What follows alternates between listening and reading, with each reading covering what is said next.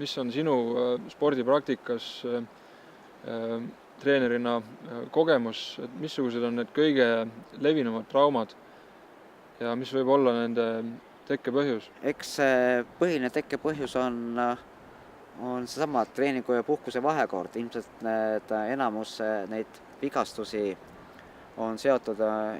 ülekoormusega, kus on lihtsalt need treeningkoormused läinud natuke liiga suureks ja need lihased, liigesed ei ole pidanud sellele treeningpingele vastu ja eks need kõige levinumad, millega need jooksjad, kellega ma olen tegelenud ja tegelen kokku puutunud, on ikkagi sama see põlvehädad, Achilleuse kõõlus, pöiad, ka sama see alaselg, aga nagu sa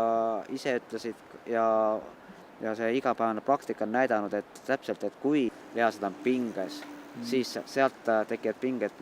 ka nende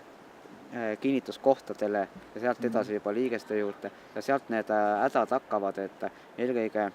nii tippjooksja kui ka harrastajad, siis ka nemad peavad väga palju pöörama tähelepanu oma lihasseisundile, et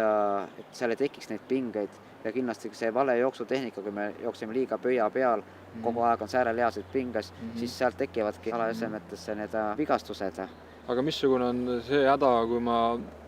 peaks otsustama, et nüüd rohkem ma ei jookse nii kaua, kui see häda korras on? Probleemid on kindlasti erinevad, aga üks on selge, et läbi valu kindlasti ei ole mõtet joosta ja see teeb ainult asja hullemaks, et kui valu on tekkinud, siis sellel piirkonnal tuleb rahu anda, koju minna, külma peal hoida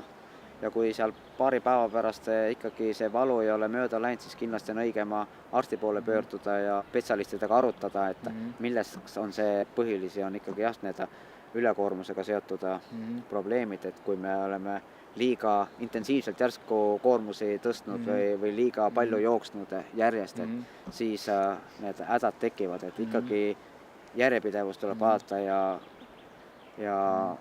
mõõdukalt tuleks koormust tõsta nii mahu poole pealt kui ka intensiivsuse poole pealt, siis ilmselt neid vigastusi on kindlasti ka vähem.